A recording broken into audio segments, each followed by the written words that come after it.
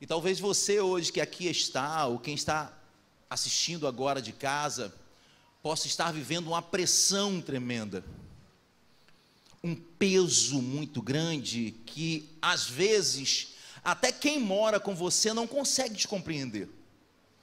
Porque tem lutas que nós atravessamos, batalhas que nós travamos, que até os nossos cônjuges às vezes não entendem. O nosso desejo é tentar dividir um pouco desse peso. É uma carga que é colocada sobre nós, porque precisamos administrar, precisamos cuidar da casa, precisamos cuidar de filhos, precisamos ser pais, precisamos ser servos, precisamos ser obreiros, precisamos ser tantas coisas, prover necessidades, recurso, e às vezes nós nos vemos parecendo que estamos sobrecarregados, cheios, a ponto de não conseguir ir avante, ir além. Estamos vivendo dias tão acelerados, irmãos, tão acelerados, que mesmo sem fazer nada, nós nos sentimos cansados.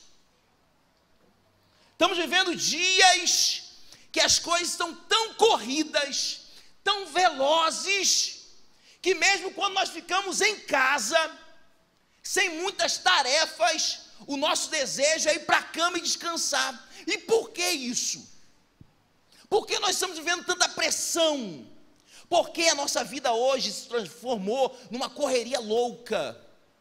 Por que nós temos permitido que essa loucura, dessa agilidade, entre no nosso coração?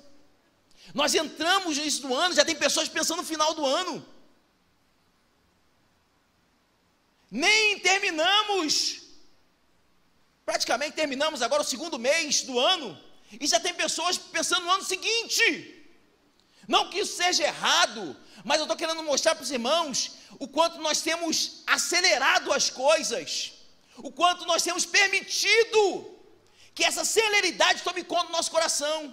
E é por isso que às vezes nós entendemos porque tem tantas pessoas com síndrome do pânico, ansiedade, depressão. É agora olhando pela internet e vendo pessoas viajando e a gente se comparando. A tecnologia chegou e ao invés de ser uma bênção em nossas vidas, nós temos permitido que isso continue a trazer o caos para nós, a ponto de muitos estarem pifando, pessoas surtando, infartando. E do que adianta isso? E aí Jesus, ele vem com uma solução. Ele fala naquele tempo, mas que é uma palavra que é para os nossos dias. Parece que ele estava escrevendo para a igreja de hoje, para os dias de hoje. Ele escreve dizendo: vinde a mim, todos vós que estáis cansados. Algumas versões vai estar escrita sobrecarregados, e eu vos aliviarei. Você pode ler bem alto comigo essa palavra? 1, 2, 3, conforme está no telão. 1, 2, 3, vinde a mim.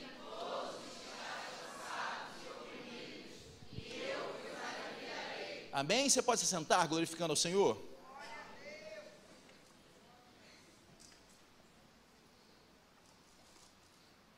Deixa eu tentar explicar o contexto dessa palavra.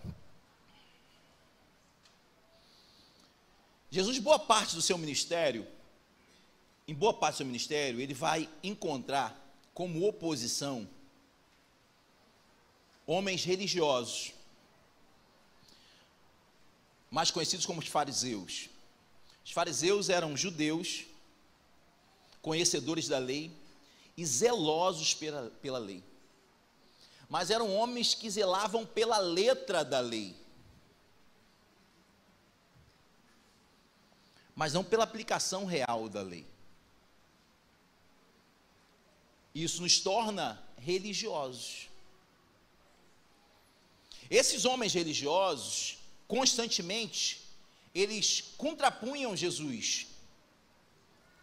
Eles estavam sempre questionando alguns comportamentos, algumas formas de ensinamento de Jesus, e até, por incrível que pareça, até milagres que Jesus fazia, esses homens questionavam Jesus. Por quê? Porque eles eram homens que observavam somente a lei, não estavam preocupados com a vida do próximo. Por exemplo, em algumas ocasiões, Jesus curou pessoas no sábado. Renan, mas existia uma lei que deveriam guardar o sábado, e era exatamente esse o questionamento desses fariseus. Olha, o sábado deve ser guardado, então não pode curar no sábado. Jesus chegava assim: ok, eu entendo que deve guardar o sábado, eu não estou falando que não deva ser guardado o sábado, mas será que quando uma vida precisa, não posso curá-la? Aí Jesus apresenta de vez em quando algumas parábolas, e ele é incrível para fazer isso. Ele pega alguns objetos, algumas coisas, animais do dia a dia, e ele faz comparação para ser aplicado nos dias de hoje, naquela época, para que as pessoas pudessem entender melhor aquilo que ele queria ensinar. E certa vez ele fala: tá bom, e se um homem que tem alguns animais, e esse animal ele cai no poço durante o sábado, então não pode, você não vai retirá-lo? Aí os judeus coçavam a cabeça. Me pegou. Então Jesus constantemente, ele estava sendo questionado por esse grupo, porque era um grupo extremamente religioso. E o que o religioso ele quer? Ou o que a religião ela deseja? É por isso que nós constantemente falamos: você não deve seguir a religião, você deve seguir Jesus. Você não deve: eu sou crente, tá aí, é daí, e daí? Se você se autodenomina crente ou cristão, mas você não é a imagem de Jesus, você é um religioso. Onde está o evangelho nisso? Você apoiar em uma religião. E o problema da religião é que a religião, ela exige do ser humano que o ser humano se encaixe dentro dela. Porque toda religião tem normas, tem leis, tem regras.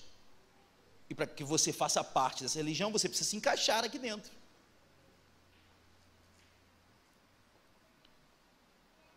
A lei judaica, ela é recheada de preceitos. Para quem não sabe, a lei judaica, ela é composta pelos 5 primeiros livros que estão na nossa Bíblia, tá bom? Que eles chamam de Torá. A Torá, ela é recheada de leis e preceitos que devem ser observados por todo judeu. Então, o grande problema é que Jesus não está preocupado em que os homens sigam os preceitos, mas que vivam para o Pai. Só que a religião quer impor que eles vivam, sigam à risca cada um ponto da lei. E aí Jesus agora ele chega nesse cenário exatamente nesse sentido, porque ele entende que o peso da religião era muito pesado, era um fardo muito grande que qualquer ser humano deveria carregar. Jesus ele entende que agora o que a religião judaica está exigindo dos homens era algo que meio que impossível de viver, era um fardo muito pesado. Aí Jesus ele começa a falar sobre níveis. Desirê que gosta muito de falar sobre isso, sobre níveis. Porque nós lemos o versículo 28, e esse é o primeiro nível que Jesus ele quer tratar com a igreja. Ele fala: vocês estão sobrecarregados pela lei, vinde a mim. Vocês estão cansados e sobrecarregados, que eu vos aliviarei. Primeiro nível é de alívio. Eu comecei a fazer um negócio que não sei se foi Deus que criou, ou talvez o inimigo, chamado CrossFit. E aí, eu comecei a fazer junto com o meu amigo Emerson, ele acabou de levantar aqui agora. E aí eu vejo que quando acaba o exercício, o Emerson sente alívio. Por quê? Ele acabou de pegar aquele peso, e quando tira o peso dele, momentaneamente ele sente alívio. Por quê? Porque ele parou de pegar peso. O descanso já é uma próxima etapa.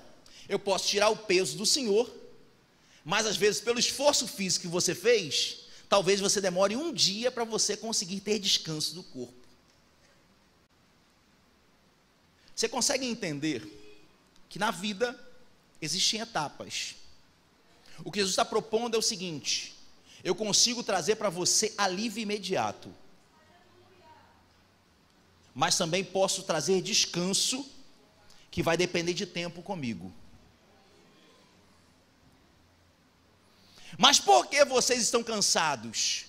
Porque, na verdade, além de cansados, vocês estão sobrecarregados. E o que é sobrecarregado, irmãos? A palavra já diz, a etimologia da palavra já diz. Sobrecarga, ou seja, carga acima do normal, ou acima do limite. Por que nossa geração está sobrecarregada? Porque está carregando coisas que não deveriam carregar. Porque tem muitas mães cansadas, e aqui eu entendo cada mãe, só que também entenda a minha palavra. Porque tem muita mãe sobrecarregada tendo pai dentro de casa. Porque quer exercer a função da mãe e do pai. Eu sei que tem pai banana, depois eu trato com eles. Mas eu preciso que todos entendam que a sobrecarga é uma carga acima daquilo que você pode carregar. E aí, irmão, não adianta. Todos que pegam uma carga acima daquilo que você suporta, a tendência é você se cansar, fadigar. Porque tem tantos obreiros cansados na igreja? Porque fazem além daquilo que Deus pediu para fazer. Porque Deus também não entrega nada além daquilo que você pode pegar. Somos nós que queremos fazer coisas acima da nossa responsabilidade. Eu sei que é um conjunto de coisas, e aqui não dá para tratarmos sobre tudo. Cada vida, cada rostinho aqui tem uma coisa, tem a sua vida, e só você na sua casa sabe a guerra que você enfrenta. Mas eu só quero que você entenda que a sobrecarga ela pode trazer problemas muito grandes. Cleiton, você é músico. O seu instrumento em si, ele não precisa de carga. É um instrumento de sopro. Mas você também entende disso. Esse amplificador aqui, qual é a carga dele? 127 volts. E se eu aplicar uma carga acima de 220 volts, o que acontece com esse amplificador? Eu falei de colocar uma sobrecarga sobre ele. Se eu coloco uma sobrecarga sobre o equipamento você diz que... Aí você consegue entender porque tem muitos seres humanos, muitos crentes, muitos homens de Deus, mulheres de Deus, pessoas escolhidas por Deus, estão queimando, pifando, porque estão acessando uma carga que Deus não pediu para você acessar. Mas o que ele quer tratar nesse texto não é isso. O que ele quer tratar é você que está sobrecarregado, cansado. Vinde a mim. Se você quer alívio imediato, eu tenho poder para fazer. Falei que são níveis. Porque nós vemos muitas pessoas, pastor, ora por mim. Eu estou passando por um problema muito grande. Aí vem correndo para Jesus, quer alívio imediato. Jesus atende. O problema é quando nós, como igreja, só pregamos Jesus como algo imediato. Mas Jesus também está falando assim, ó, se você quiser, eu te dou mais do que alívio. Eu também tenho o poder de te dar descanso. Se você quiser, passa mais um tempo comigo. Esteja mais um pouco comigo, que além de alívio imediato, eu tenho o poder de trazer descanso para a tua alma. Só que aí eu falei que é um outro nível. E o outro nível está no versículo seguinte. Vamos ler o versículo 29? Versículo 29 desse mesmo capítulo.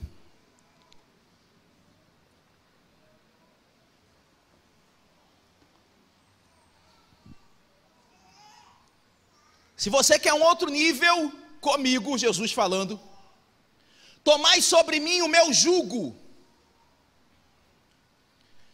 e aprendei de mim, que sou manso e humilde de coração, e, aí sim, encontrareis descanso para vossa alma. Vamos por parte. Tomai sobre mim o meu jugo. Eu falei que Jesus era especialista em trazer coisas do dia a dia para nos ensinar verdades espirituais. Jesus, ele pega uma coisa que os israelitas conheciam muito bem, que era o que? O jugo. O que era o jugo? O jugo era um instrumento de madeira, que provavelmente ele, como filho de um carpinteiro, na sua juventude deve ter feito muito. E aí eu aprendo uma outra coisa: Jesus não ministra nada sobre aquilo que ele não conhece.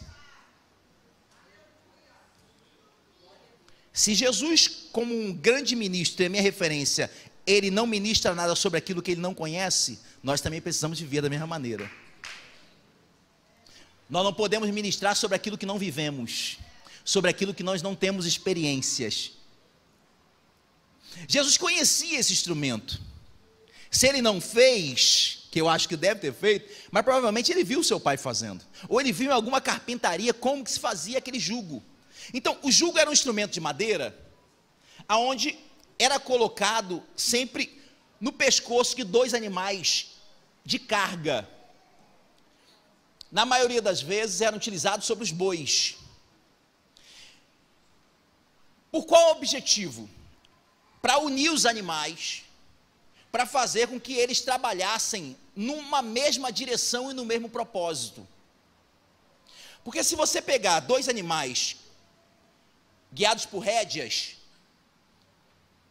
se você não tiver nenhum instrumento que os una, cada um vai para um lado. Um vai querer andar, um vai querer parar, um vai marchar numa velocidade, outro vai marchar na outra. Porque cada animal, assim como cada um dos seres, nós somos diferentes. Você vê aqui, eu vejo cada roxinho, tem alguns irmãos que são acelerados. Agora tem uns irmãos que estão quase parando. Se eu penso, irmão, faz um favor, a criança derrubou um cafezinho aqui na recepção, pega um pano de chão. Quando eu falar assim, talvez já vai ter um irmão com pano de chão já, secando. E eu estou falando com um. Mas se eu deixasse esse outro talvez iria correndo. E se eu falasse com o terceiro o quê? Pastor, pegar o quê? Hã? Pano de chão, irmão, pano de chão. Pano de chão. Eu não sei aonde que está não, pastor. Cada um devagar, cada um ser é de uma forma diferente do outro. Nos animais não eram diferentes. Então, por isso era colocada aquela madeira sobre os pescoços desses animais. Eu vou utilizar aqui os bois como referência. E com isso uniam os bois, para que os bois pudessem seguir juntos no mesmo passo, na mesma cadência, na mesma direção.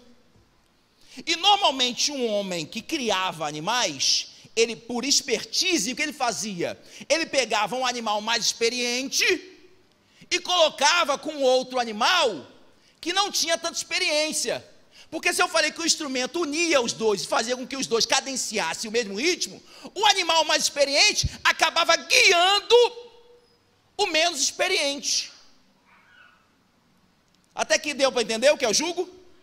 Aí você começa a entender porque Jesus fala assim, ó, a lei está exigindo de vocês um peso muito grande, que vocês vivam normas, que vocês vivam alguns procedimentos, mas se vocês estão cansados, vinde a mim, eu tenho alívio para vocês. Mas se vocês querem mais, tomem o meu jugo. Aqui não é Jesus falando assim, ó, joga a sua carga em cima de mim, que eu vou carregar a carga para vocês, não.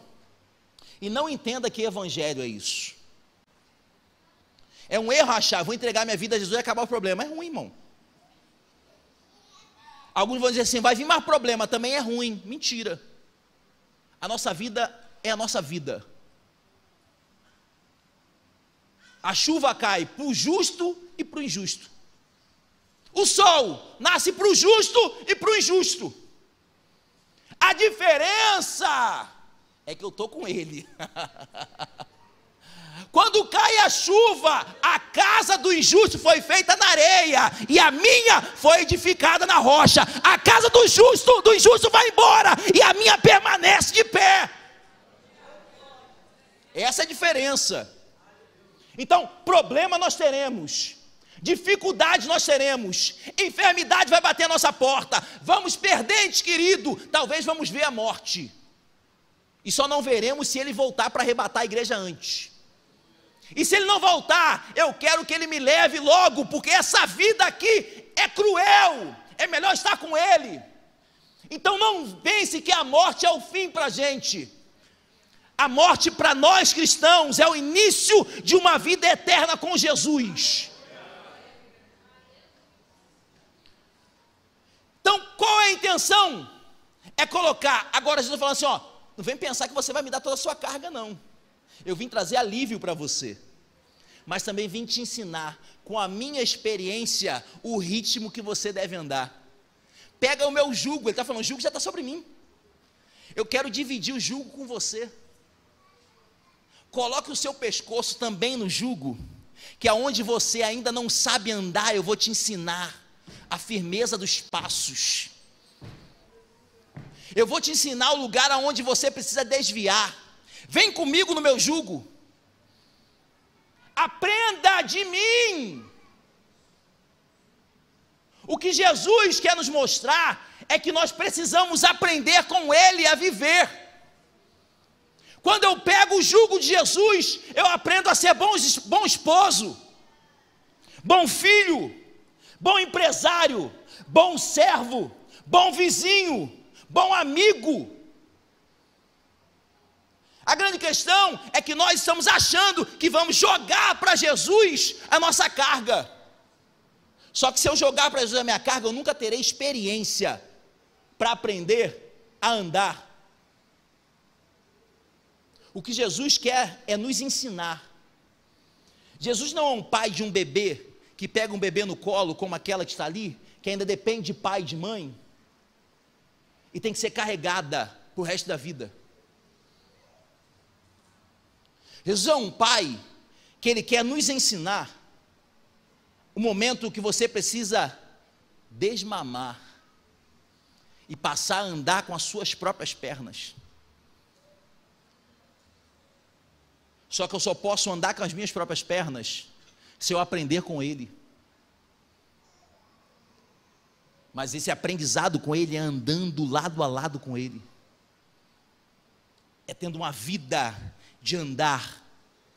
Vinde a mim, todos são cansados, sobrecarregados, que eu vos aliviarei. Tomai o meu jugo e aprendei de mim. O outro nível. Quer descanso para a sua alma? Aprenda comigo, que eu sou manso. Porque tem crente que está falando assim, pastor, eu sou crente, mas não sou, desculpa o palavreado, chulo, eu não sou otário. Eu sou crente, mas não sou bobo.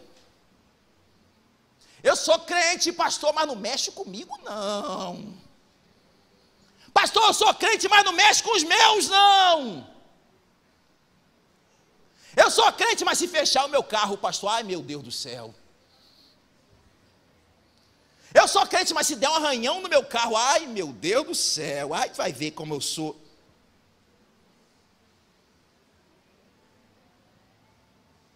Pastor, eu sou crente, mas se morder o meu filho na escola, ai vai ver como eu sou.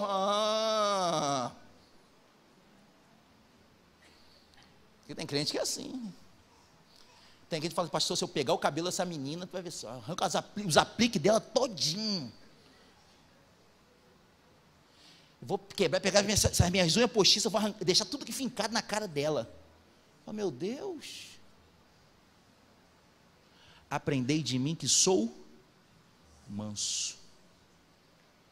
Jesus falando assim, ó, você não vai encontrar descanso enquanto você não tiver mansidão na sua vida. É só você trocar a ordem, irmãos. Você quer descanso para a sua alma? Aprenda a ser humilde. E se você parar para fazer a reflexão, você vai entender. Pessoas são totalmente nervosas, normalmente não tem descanso. Porque tudo deixa nervoso. tudo deixa nervoso. Você conhece alguém assim? Você acorda, você dá bom dia, ai, não quero falar, não, pelo amor de Deus, não quero um minuto de descanso. Meu Deus, tudo é nervoso, tudo é problema. Quando que a alma descansa? Por quê? Porque não aprendeu a ser manso. Pastor, então ser manso é permitir que tudo aconteça? Eu não estou falando sobre isso. Eu não falei sobre isso, e nem Jesus falou sobre isso. Jesus falou sobre mansidão. Ser manso não é agir por impulso. Não permitir que os sentimentos momentâneos governem a minha vida. Já percebeu quando nós tomamos decisões de cabeça quente, nós tomamos as piores decisões da nossa vida? Mas continuamos fazendo a mesma coisa. Por que não aprendemos a ser manso?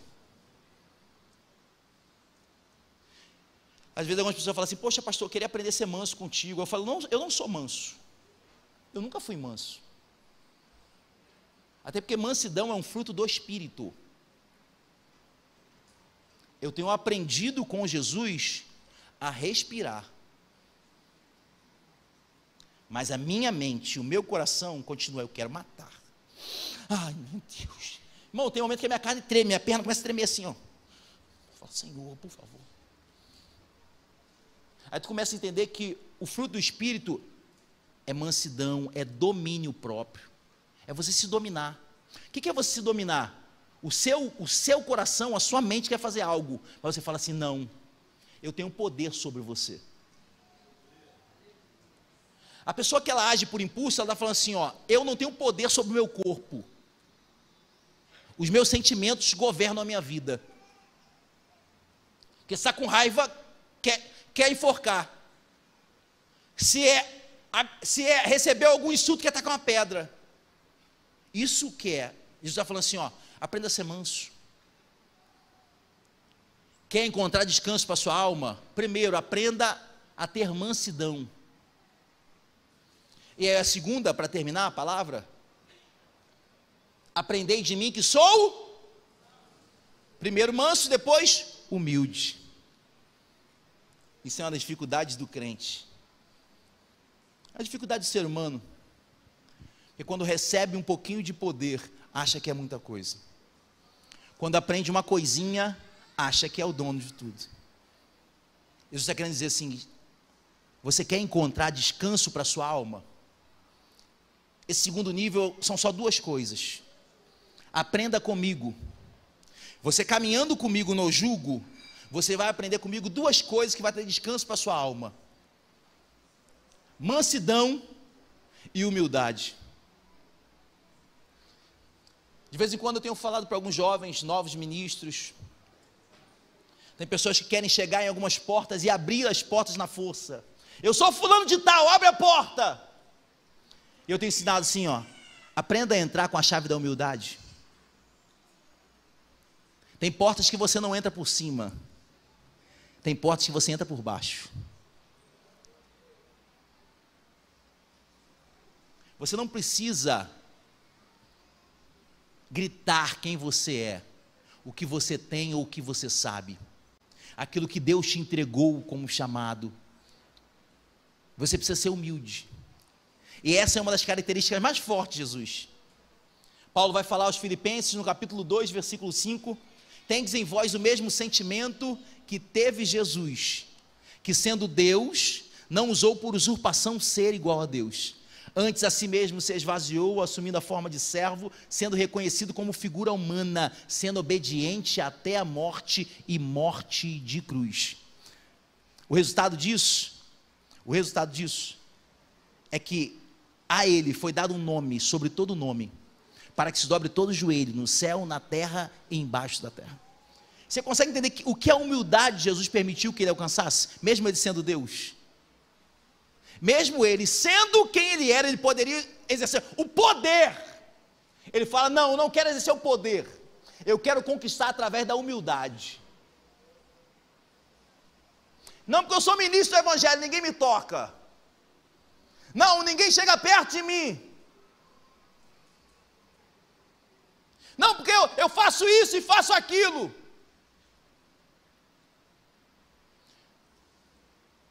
lidero, porque eu sou uma pessoa influente, porque eu falo tantos idiomas. Nós temos que aprender, irmãos, a ser humilde. E a maioria de nós só reconhecemos humildade quando nós vamos ao mais baixo da vida. Quer ver quem somos nós? Quando você entra num pronto-socorro, e aí você vê que o seu dinheiro, a sua influência e muitas outras coisas, às vezes não conseguem te ajudar. Quando vem uma doença como nós enfrentamos agora em 2020,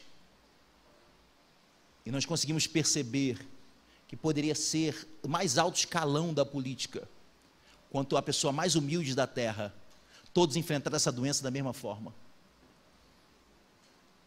A humildade é entender o seguinte: eu não sou ninguém, o pouco que eu tenho é Deus que está me dando, e eu devo a honra e a glória a Ele, e eu não vou utilizar esse pouco que Ele está me dando para eu passar por cima de outras pessoas. Se você tem uma voz bonita, não pense que você canta melhor do que os outros, até porque Deus não precisa de voz bonita. Deus pode pegar uma pessoa que Ele quiser e derramar o Pentecoste que Ele quiser. Não porque eu conheço muito de teologia, você pode ser o mestre que for, se Deus quiser pegar e colocar e entregar esse microfone, Deus vai fazer o mistério que Ele quiser. Não importa se é pastor presidente de igreja, ou uma pessoa que acabou de entregar a sua vida a Jesus, é entender que nós não somos ninguém, tudo vem dEle. E sabe por que nós não estamos encontrando descanso para a nossa alma? Porque nós temos deixado a arrogância, a altivez, o orgulho, o mesmo pecado que um dia derrubou 1/3 dos anjos. Temos deixado o orgulho governar a nossa vida. Amor, vai lá no seu pai, pede perdão a ele, a esposa falando, eu não, eu pedi perdão a ele, não foi eu que errei. Orgulho. E é por isso que nós não estamos encontrando descanso, Diácono Robson, para nossas almas. Porque temos sido pessoas de dura cerviz. Somos pessoas que não temos permitido colocar jugo de Jesus sobre nós e aprendermos com Ele. Quando nós oramos e falamos assim, vem, entrega a sua vida a Jesus, nós estamos falando assim, ó, vem aprender com Jesus. Nós não te oferecemos essa igreja, porque essa igreja não tem poder de fazer nada com você, nem essa e nem nenhuma outra. Agora, todos que andam com Jesus, não tem como você andar com Ele e não ter a sua vida transformada.